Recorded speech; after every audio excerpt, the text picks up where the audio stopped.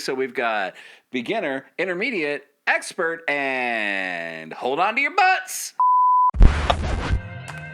Thank you for joining us this week, and welcome to Bourbon. It's a welcome back to Bourbon. Oh, that was amazing. I loved every bit of that. We're not even redoing it. I'm using that. It was so good. I hope we get his like way off my. It's there. So it's great to see you, bud. It's good to be back this week. Both of you guys. Yeah, we got Neri, man in the audio, off camera today. Yep. Yeah. And, hopefully we're not even drinking yet, so. Not yet. In fact, today we're coming back to something that we have talked about a bunch of times. Yep. We've referenced it in other episodes. Yep. We literally have a barrel between us that has to do with some of the stuff we're drinking tonight. Yep. Adam, what are we doing? So I, way long ago, like a year, 2 years ago, whatever now, I had started like really enjoying bourbon, and I was trying other flavors, and I had found this red corn. Mm-hmm. I don't remember where I bought it. It was like, just like picked it up at a store and was like, yeah, this looks fun. Why not? I'll give it a go. I love corn things, and bourbon's corn, and yay, right? And I brought it home, and I just absolutely loved it. Yeah. Well, I didn't realize it was a seasonal release, and I apparently got like one of the last bottles that store had. You lucked and I out. couldn't find it anywhere. Literally beginner's lucked. Yeah, I like oopsie-doodle, right? And I think I paid like $60 for it or something. It was super like lower than it was supposed to be. It was wild. You were so lucky. And so like I was pissed because I like couldn't find it. And then I eventually discovered it was a seasonal. It was like at the time I think it was meant to be I don't know if it was meant to be a one-time release or it was just the beginning of a seasonal cycle. Yeah. But it was apparently the first release of their seasonal version of this, I think. Nice. So it was 2023. And I had basically been coveting this bottle because I'm like, I loved this so much. I don't want it to be gone. I will just never drink it again so that I can someday have it. It was one of those where you're like, what if I met somebody who had a lab? Could they replicate the exact flavor for me? Yep. Like, how do I get more of this, right? And I was just so mad. And then you and I were talking about getting this going. And the three of us have been kind of doing like kicking around ideas and whatnot, and we've been doing like some basic research. But I've never done anything like this before, like running a show and doing all this, right? So I was like trying to do research, and I was looking at the other people who do shows, trying to find something that wasn't just like a very simple boilerplate like experience. And I found this guy named Bruzel, who, like, he's just this nice, he seems like a nice, friendly, charismatic dude. Who We got to reach out and see if he wants to, like, come on the show, something he's like that. Somewhere in the air. He's like, I think he's a couple states away, but he's, like, not crazy far away. And part of his shtick is that he travels a lot, and every time he goes, like, hunting. And now he sets up events and does all this other fun stuff, and it's, Very like, a way more involved thing, which is super inspiring, because it's definitely a guy who's kind of, like, similar vibe to where we're at, right? Like, I like to drink this stuff, and I like to hang out and do chills. It's not about like, look how amazing I am. Look at my, wall of unattainium, right? Like it's none of that, right? And so I'm watching this guy. Sorry, I'm rambling. I was watching this guy, and he's like on a hunt somewhere. Yeah. And I'm like, oh, to do. And then I'm watching the video, and he's like talking, and I notice over his shoulder is a bottle of this stuff. And I'm like, holy shit, I've been looking for this forever. That's awesome. Yeah. I must, or let's see, how old's the video? Oh, it's 2 days old. Okay. That's awesome. Where the hell is this? Oh, it's in Louisiana. Yeah. Where in Louisiana? Oh, so I'm up in the middle of the night watching this because I have insomnia, because I have to get up at 7 a.m. the next morning to drive to Louisiana, to New Orleans to go meet somebody for work. And lo and behold, I'm not actually going to New Orleans. I'm going to a town across the bay or whatever that is. Like, across the sound, maybe? The big, huge body of water with the hour-long bridge. I don't remember what it is. Yeah. And I think it's a lake, technically. And which that whole thing just made me sound as ignorant as possible. It's some water that's in land. There was a bridge over it, though. That's the important part. Yeah. So, lo and behold, he's at a store 10 minutes from the office I'm going to, 2 days prior to my trip there. And I'm like, okay, this is meant to be. I have to go check this place out. That is like serendipity. Like, it doesn't get more serendipitous with whiskey. Yeah. Now, the hardest part about this whole thing is spelling the name of the damn store. So it's occasion. Aquistapache, I think, is the name of the store. And it's like Aquistaspaspe or something. It's like a weird hybrid of like, it looks like a weird hybrid of like Creole and Italian. I don't know. But like, it was very nice people, awesome store. I walk in and they have some on the shelf. And I'm like, yeah! And I like grab a couple bottles and I was like, I'll just grab some extra bottles. So I grabbed like 6 bottles. Nice. How much were they selling them for? Like MSRP? Yeah, it was like MSRP plus $5 because it was across state lines or something. It was super cheap. Not cheap. It was like still $70, something like that. Yeah, completely affordable and reasonable. Yeah. This doesn't have like the standard markup. Now, hear me out. It gets a little weirder because I was like, oh, I took all you had. You only have 1 bottle left on the shelf now. He's like, oh, okay. And he walks in the back room and he comes back and he restocks because they have like 4 more boxes. And I'm like, okay, what the hell? Like, this is just so weird, right? Yeah. Like, all right, that's super damn strange. Yeah. Then I left the store and I get in my car and I looked at my email and there was an announcement from Still Austin that they were releasing this year's version of Red Corn 3 days from now. So I'm like, okay, what the hell is going on here? So there's something in this universe wants you involved with Red Corn whiskey. But wait, there's more. Okay, go on. So I had also, completely out of cycle, reached out several months before to ask Still Austin if they had barrels. Yeah. Because you and I had talked about doing woodworking stuff, and I thought it'd be fun to use the wood from a barrel for some of that. But yeah, we still have plans to take apart a barrel at some point and do some, like, I don't know, woodworking and cigar holders and all kinds of stuff. Exactly. Well, so I get a call, and they're like, oh, yeah, we've bottled the stuff, and we have barrels for sale. All right, cool. I drive down, and I pick the 3 barrels that I wanted to get from them. And they're like, oh, yeah, this is from this year's Jimmy Crack Corn release. Like, what the hell? And all of this happened in like a 3-week window. Like, I went from about a year of never being able to find this stuff to all of a sudden, like, it was plethora, everywhere.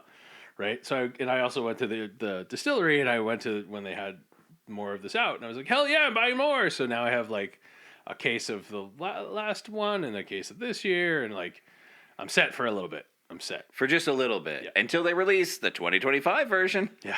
But I can tell you, they are definitely a little different, which is kind of cool. It was one of my first experiences with like seasonal crops, where it's like it's not always the same thing all the time. You know how like you get a lot of these things that they do the sour mash or whatever, and it's like bottle after bottle, they're all pretty damn close. Yeah. And this to me was not like they're close, but they're not like close. Yeah, for sure. So anyway, that's it. That's my ramble.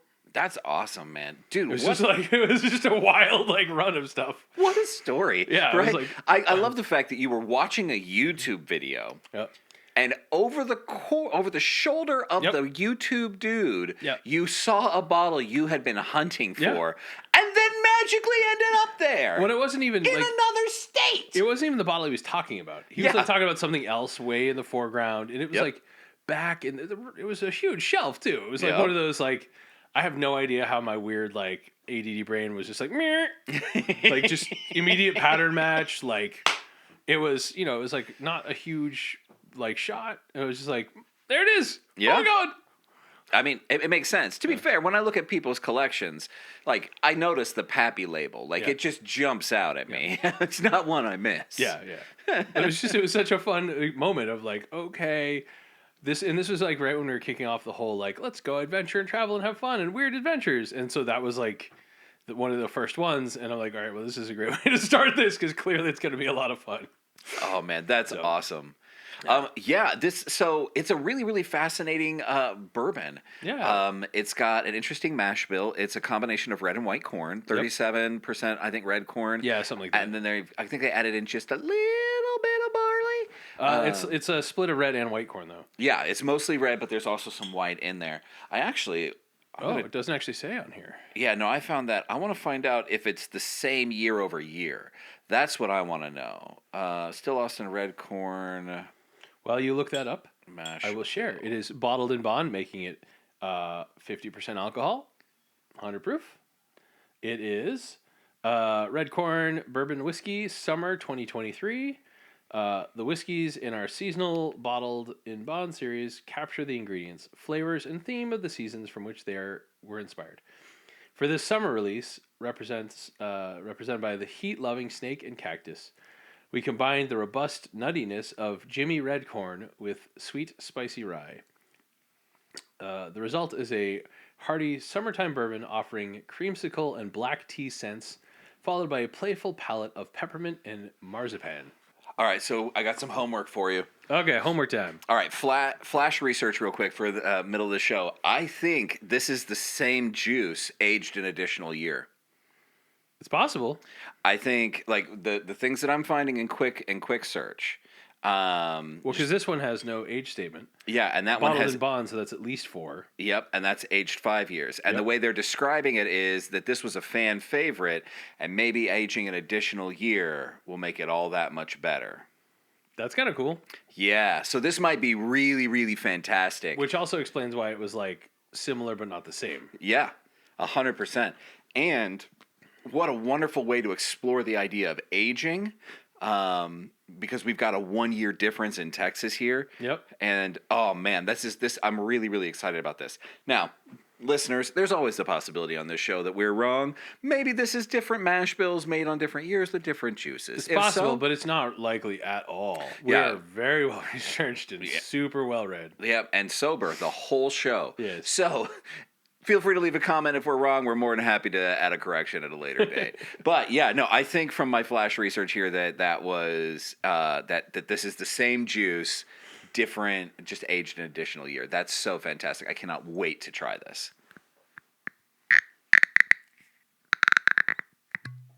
Oh, I mean, that was lovely. It was a weird like.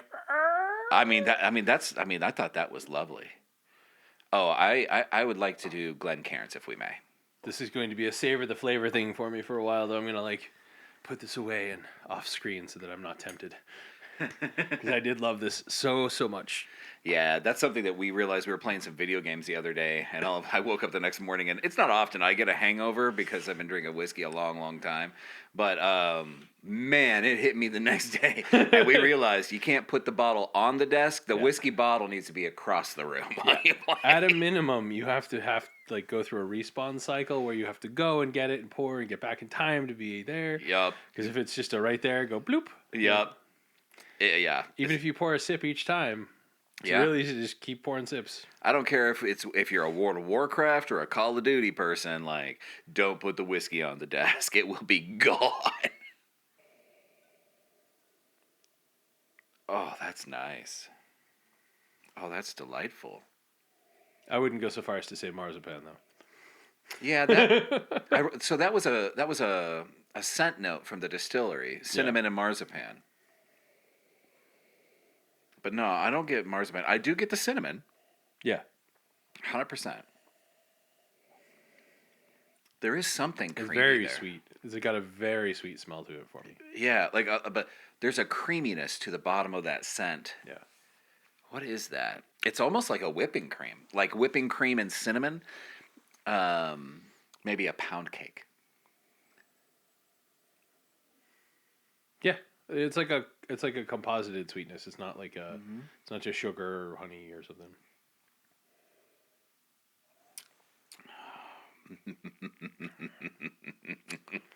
You like that, huh? That's really nice. Some like it's got some buttered popcorn to it a little bit. Y'all, that's oh man, that's really good. Yeah. So what do you taste? What was that? Very faintly like shortbread cookies. Like the British like buttered shortbread. Yeah, like a Scottish shortbread. Yes, yeah. Yeah, this That's interesting. And I got pound cake. It's definitely got that like baked good kind of like smooth sweetness, you know? Yeah. It's not like candy. It's not dried fruit or any of the stuff like that we've done like with that. It's much more like almost like a baked like like a cake. Yeah. Well, oh, that's delightful. Welcome to one of my favorites. I mean, honestly, sir, I don't blame you. Like, I'm sort of tempted. If this is one of the barrels for that, I'm tempted to say, let's pop the bung and fucking, like, just whiff it. I mean, the room that smelled like booze for a while when we were starting was from this. I'd like I opened it and let it air out because the barrel, you picked it up right after they're done. Yeah. Right? So they, like, pop the bung on it and, like, let it drain. Yeah. But then it's not like they can squeeze it out or something. They don't squeegee it, right? So it's just still got moisture still in the seams and everything. Yeah. And so it's got like residue in it for a while. I'm not gonna lie. I kind of want to start just like getting these and just like leaving them in my house for a while. Like, if I add water, yeah, do I get extra alcohol back out of it? So rick houses, right? Like, there's no smoking, no fires or anything like that near rick houses because all the evaporated alcohol in the air makes it a flammable building. Yeah. And so I wonder if, like, you could, like, get whiskey barrels and, like, leave it, like, with the bung in and then, like, light it and, like, rechar or something. I don't know. I'll bet there's some interest. Because when they reuse a whiskey barrel for scotch or for other things, then they rechar it, right? Yeah. Like they empty it and they burn it. Same thing if it's a they have to pull off the ends, right? And like go through the whole Cooper thing again. Yeah, I mean, so sometimes they'll recuperate. Sometimes they'll take the barrel, they'll just pop off the ends and then just like fire the inside of it and rechar it and then just re-add on the ends. Okay. Yeah, I was just trying to figure out how you get a good seal by not undoing and redoing the whole thing because there's no fasteners and stuff. That's true. I'm actually not sure, but I've definitely seen video of them like taking a barrel and like they probably take off I bet they take off the strapping on one side. Oh, that would make sense. Yeah. Or something like that. Yeah. Like if you take the strapping off like here, but leave the rest on. Oh, I could see that. Then it makes the top pliable and they can just remove it. That would make sense. They probably like destroy the top, but for sure, Cooper's homework. Yeah, there you go. Man, that's the thing. I would like to try coopering my own barrel someday. Yeah, I don't want to like bet my livelihood on it because I'm definitely not going to be talented enough to get that thing fitted right. But. No. But like a coopering class, like just a quick like weekend warrior thing at like Pioneer Farms or something would be fun. That would actually be really cool to do like a time lapse thing, right? Where you cooper your own barrel, and then you make your own mash, and then you make your own like bottle, right? And then you punch your microphone for no reason whatsoever. That's exactly right. But yeah, that'd be really fun to do like a grained glass, but like to the extreme. I grew the tree to make the barrel. Did you see they're about to legalize home distillation again? They did, yeah. It's coming in this year. Yeah. It's not like unbounded, but it's like substantial. You can make like a couple of barrels, I think. Yeah, like you can just make whiskey at home. Yeah, I think it's a couple 100 gallons or something. Since I got into whiskey, I have not made whiskey at home because it has been illegal. Yeah. And I'm that guy. I follow the rules because otherwise I'm the guy. I follow the rules because I'm the guy who gets busted. Yes, that's true. I told you the story, right? I got a speeding ticket because a truck ran me off the road. And I got a open container ticket because I was cleaning the beach after a work event. I remember you telling me that. And I'm like, I'm sorry, officer, do you think all 45 empty red Solo cups are mine? Did you notice that I have 0 alcohol in my blood? I did not drink today. Yeah. I'm just here because my coworkers are irresponsible.